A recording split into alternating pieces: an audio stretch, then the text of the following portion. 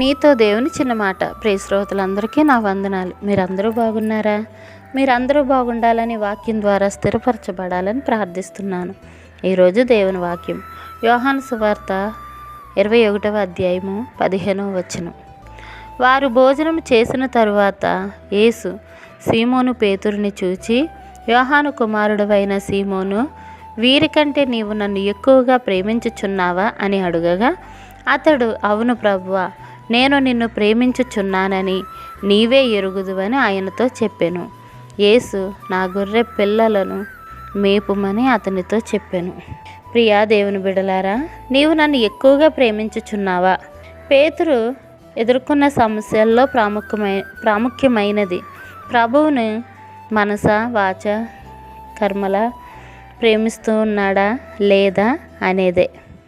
ఇక్కడ ప్రేమ అనే పదానికి 2 గ్రీకు మాటలను వాడారు.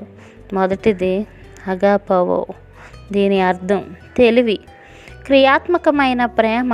ఇవి మనసుకు సంబంధించినవి. రెండవది ఫిలియో, దీని అర్థం మదిలో మెదిలే ఉద్వేగ భరితమైన ఆపేక్ష అని చెప్పుకోవచ్చు. ఇది పూర్తిగా వ్యక్తిగతమైన మనోభావాలను వ్యక్తం చేసే ప్రేమ.